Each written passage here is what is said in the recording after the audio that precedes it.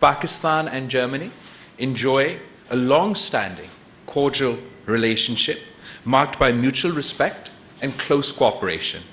We are partners within the EU context as well.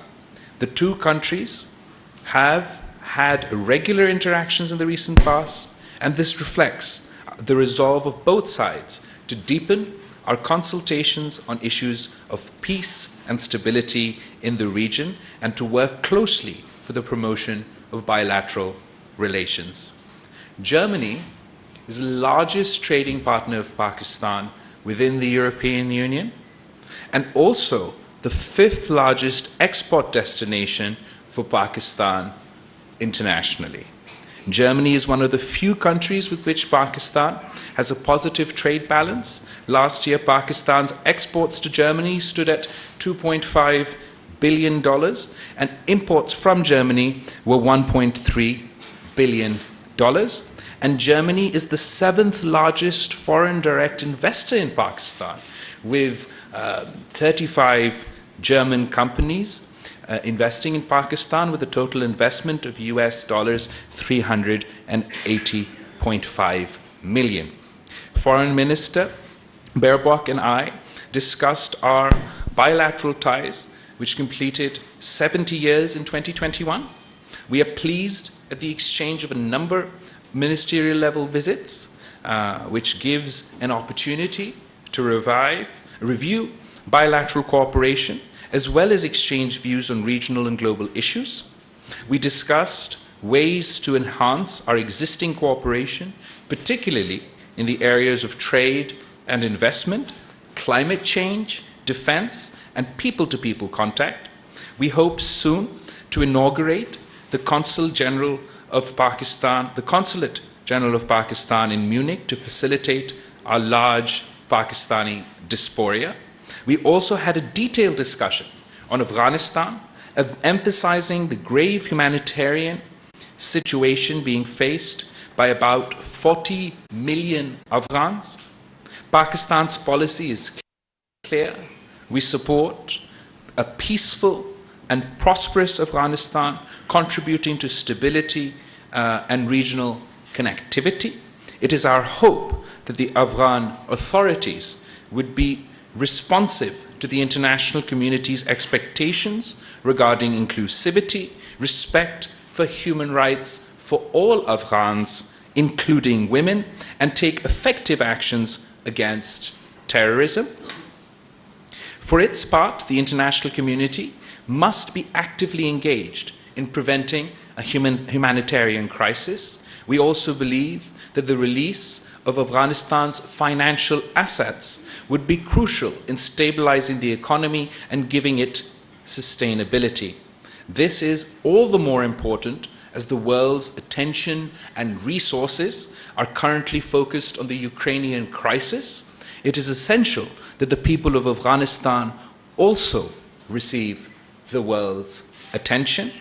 I assured the Foreign Minister of Pakistan's continued support to foreign governments, the EU, and international organizations engaged in evacuation of their personnel from Afghanistan. We have facilitated the evacuation of over 90,000 people belonging to 24 countries and international organizations so far in the earlier phases. The ongoing conflict in the Ukraine was also discussed.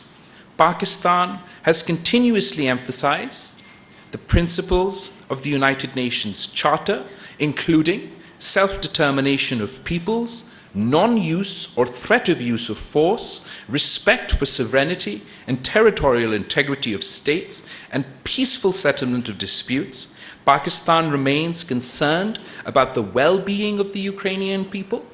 Reports of civilian casualties, massive outflow of refugees, and internally displacement of peoples are disturbing.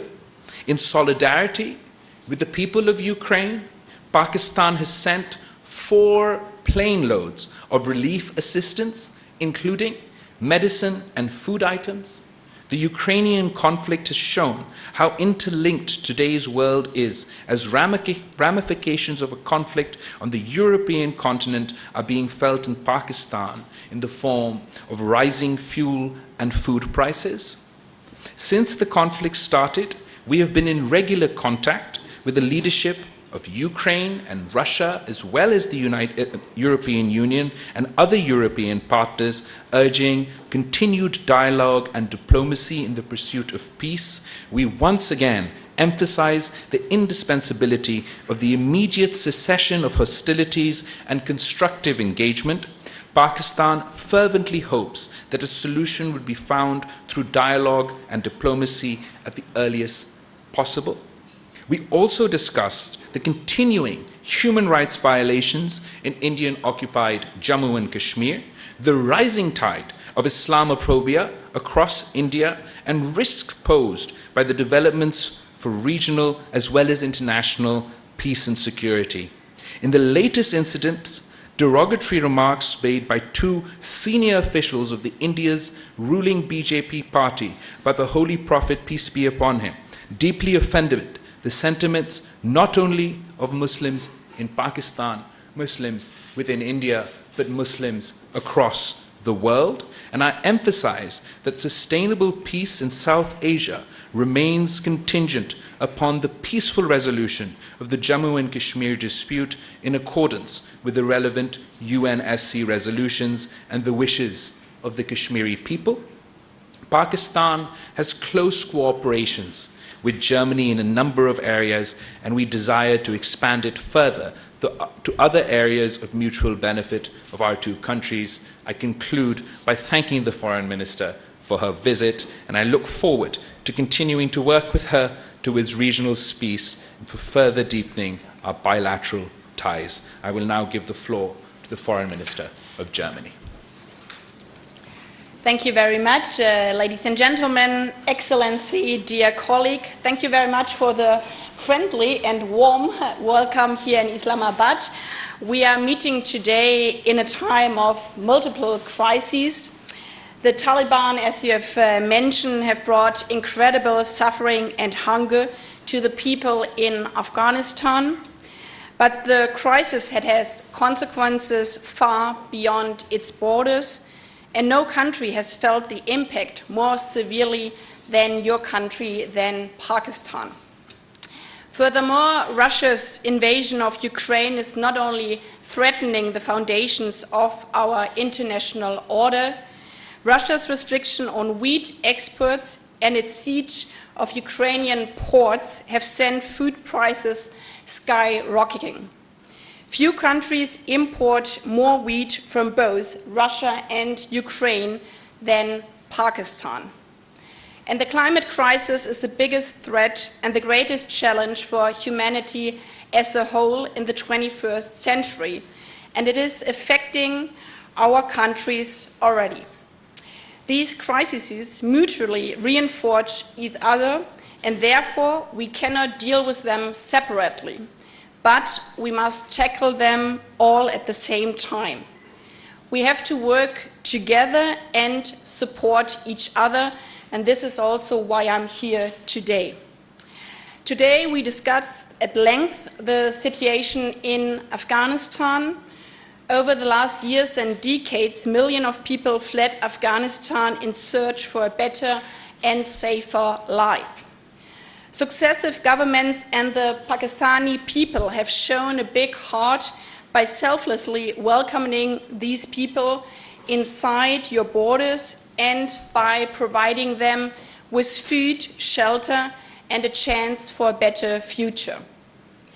I know that this was not always easy. It is an enormous task that Pakistan is shouldering on behalf of the whole international community, and it deserves our solidarity and support. I came here today to tell you we see your engagement, and Germany remains committed to continuing our support for Pakistani host communities along with people who had to flee Afghanistan. We want to work together with your government, the Pakistani people, and our international partners to improve their living conditions and provide access to education and decent health care. When we look across the border, the situation is dire, and as you have mentioned, the Taliban are leading the country into a downfall. Parents do not know how to feed their children. Girls are deprived of their right to education. Women are almost excluded from participation in public life. Dissenting voices are brutally suppressed. The economy is grinding to a halt. The international community must stand united and together tell the Taliban loud and clear, you are heading in the wrong direction. As long as they go down this path, there's no room for normalization and even less for recognition of the Taliban as the legitimate rulers of the country. At the same time, we will not forget and we will not abandon the people of Afghanistan. It is not the fault of the people that the Taliban government overthrew the government and since then have tightened their grip on the Afghan society. We need to provide humanitarian aid and support the people who suffer more than anyone else under the Taliban's rule. And there's another important personal concern to me. Afghans who have worked for German institutions or committed themselves to the democratic cause and human rights deserve our protection. Pakistan has been our closest and most reliable partner in this regard. Through our close cooperation over the last months, more than 14,000 Afghans who are particularly at risk could travel via Pakistan to Germany to start a new life in safety and without fear. So most of all, I'm here to say thank you. Thank you to Pakistan, thank you to the Pakistani people. We are really grateful for all the support you have given us. I very much hope that we will continue our successful cooperation and find ways to help those still remaining in their difficult situation. These past months have shown how much we can achieve when we work together, and I hope we can apply this to other areas and deepen and strengthen our bilateral relations. As I said in the beginning, we cannot deal with the different crises separately. They are interlinked and we have to work together. Russia's war of aggression sets a dangerous precedent, not only for Europe, but for the whole world. Our world will be a much more dangerous place if the law of the strongest applies and not international law. Therefore, we all must stand by Ukraine and defend its territorial integrity and sovereignty with words and actions. When it comes to the climate crisis, we are all living in the same house and the roof is already on fire. We are running out of time and have now to act. Both of our still relatively new governments have made this topic a priority. And I hope that Pakistan, as G77 chair, will participate at the Petersburg Climate Dialogue, which we are co-hosting with Egypt in July in Berlin. Last year, Germany and Pakistan established a joint climate and energy partnership. We want to build on this partnership, move forward with the energy transition, and lift our bilateral climate cooperation to the next level.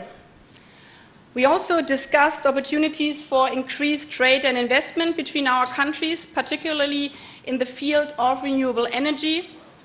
I'm convinced that successful economic integration depends on common values and standards. That is why, with regard to EU trade preferences, full implementation of human rights commitments is crucial. I will also have the opportunity to discuss this with civil society representatives later today. Experience shows in your country, in my country, that women's rights are an important indicator for the state of human rights and for well-being in a society as a whole. That is why I'm looking forward to visiting a police station focused on combating gender-based violence tomorrow.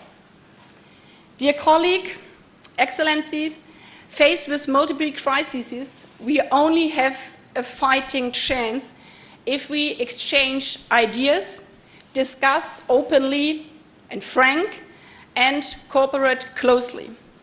I'm optimistic that our meeting today has laid the groundwork for our successful cooperation in the future, and thank you again for the warm welcome here in Islamabad. Thank you. Thank you, foreign ministers.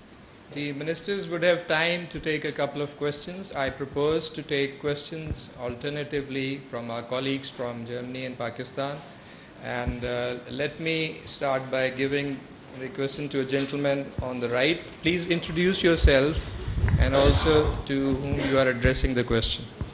Yeah, my name is Jörg Blank from the German press agency, DPA, and the first question goes to Ms. Baerbock.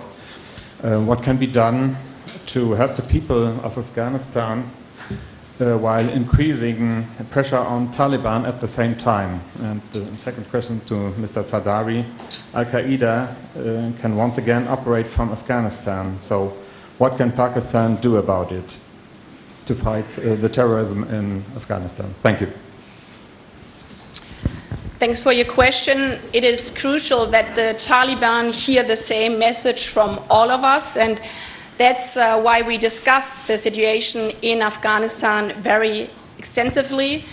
We are facing a humanitarian disaster, and this is also why we, both countries, continue to provide humanitarian aid, because we cannot let people starve. But anything else above humanitarian aid must be strictly conditionalized.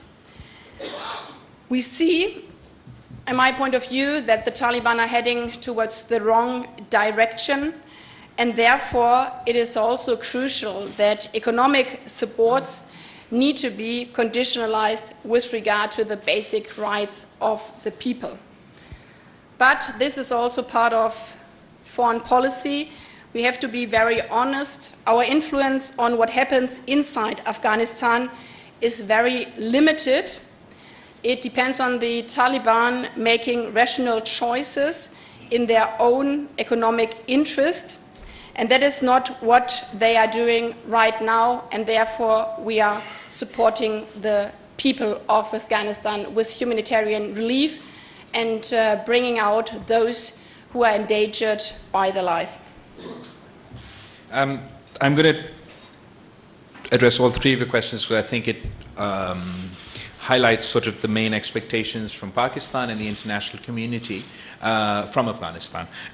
One is dealing with the humanitarian economic crisis, and then, as you said, terrorist activity from Afghanistan vis-a-vis Al-Qaeda. We have in Pakistan been facing the brunt of terrorism and extremism over the past many decades, and so have, of course, the people of Afghanistan. It is in our interest and in the world's interest that there is a peaceful and stable Afghanistan that does not have its soil used for terrorist activities within the international, within the region or anywhere else in the world. There are questions as far as the capacity of the new regime to tackle this problem, and it is important for us to engage with them, as far as our security concerns are concerned, or terrorist activity from any group impacting any country is concerned. But what I must emphasize is that Pakistan is not only a victim of terrorism. I am a victim of terrorism. And I am a victim of terrorism and terrorist groups that operated in my country and operated in another country. But when I plead the case for humanitarian assistance for Afghanistan, for the people of Afghanistan, or when I plead the case of us all working together to try and ensure that we halt the complete and utter collapse of the economy in Afghanistan, that is in spite of or regardless of my views or whoever else's view, anybody else's views vis-a-vis the regime that is imposed in Afghanistan at the moment. It is because we're particularly concerned about the consequences of a humanitarian crisis of this scale on our border. With the United Nations saying that 97% of the people of Afghanistan will descend below the poverty line, where the families in Afghanistan, through no fault of their own, are facing starvation, I believe we must work closely with the international community and with the Muslim world to help avert a humanitarian crisis and to help avert a total economic collapse, so that we can be in a better position to ensure that the Afghan regime lives up to the international commitments, so that we can create the environment that reduces and does not increase the chance of terrorist activity, and so that we can emphasize with the Afghan government, with the Afghan regime, that they must live up to their commitments to the international community. They must live up to their commitments to the people of Afghanistan, and that includes the women and children in Afghanistan. Thank you. Can we have a question from the back here, left side? Thank you very much. This is Shaukat Paracha from Aaj Television. My question to the young, dynamic, and the youngest Foreign Minister of Pakistan, His Excellency Bilawal Bhutto Zardari, is that it's heartening to note that you are reaching out to the major capitals and interacting with the world leaders. What has been their response in the policies that you are pursuing? Because every time there is something, the foreign policy is pointed out in one or the other way. And Honorable Foreign Minister of Germany, thank you very much for coming over. We are so excited that our director, one official, is wearing a dupatta containing the German flag. Right now, she's sitting over there. My question to you is, you repeatedly talked about the international law vis-a-vis Ukraine, but what is the law, humanitarian principles in case of Kashmir?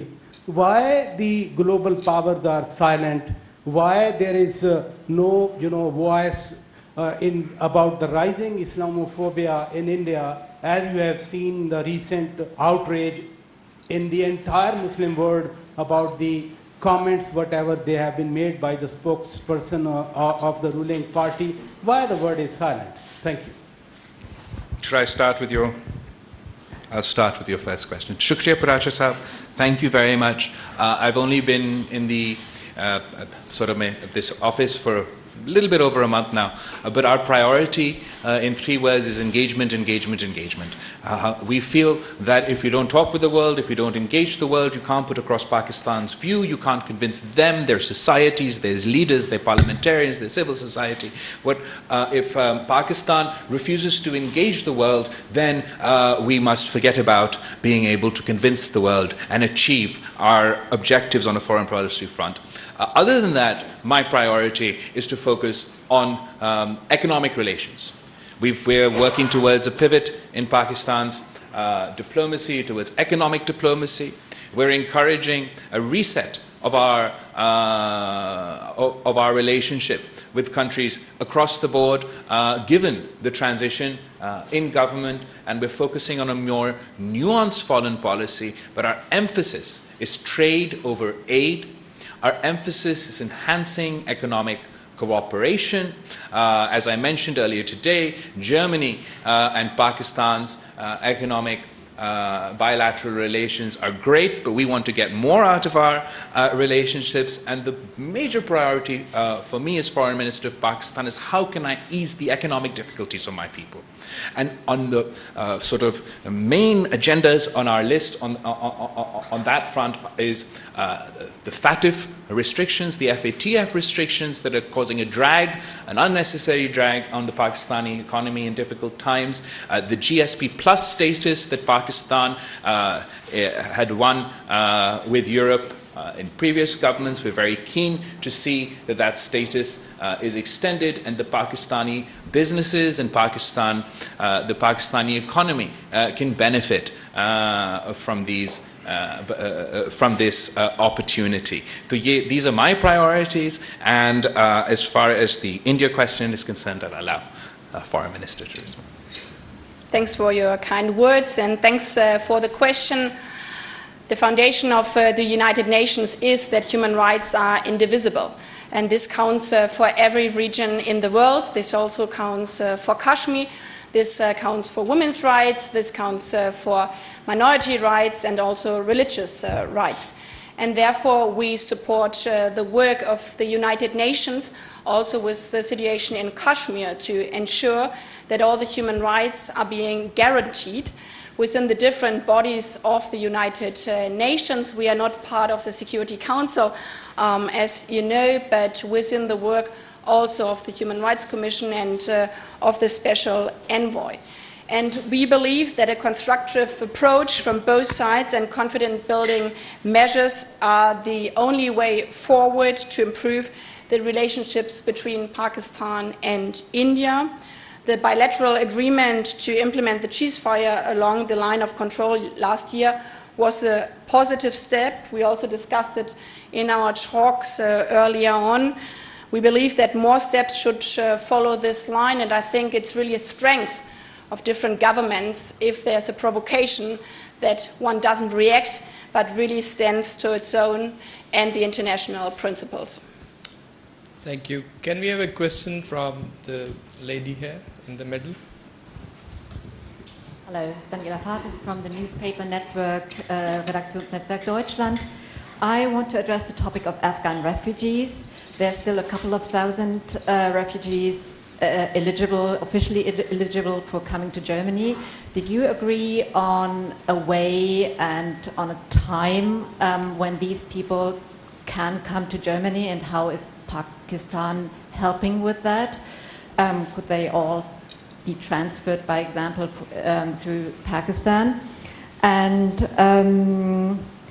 also, sir, what do you expect in exchange from Germany for helping in this issue? And Ms. Baerbock, humanitarian organizations do criticize that the conditions for being able to come to Germany for Afghans are too strict, are too narrow. Is there any? Are there any plans to widen these possibilities? And one last question, if I may, as you addressed the Ukraine war, and I didn't quite understand what you were saying. Is Pakistan now condemning Russia's attack on Ukraine, and do you ask Russia to withdraw its troops? Thank you for your questions. I'll start with the Afghan refugees. Pakistan has a long history in hosting Afghan refugees and helping with the refugee crisis as a fallout of the first conflict, and unfortunately the threat of a major refugee fallout not only for Pakistan but for the international community if the humanitarian and economic crisis increases is extremely grave. We've been from day one, from before the fall of Kabul, after the fall of Kabul, and up until this point, we're working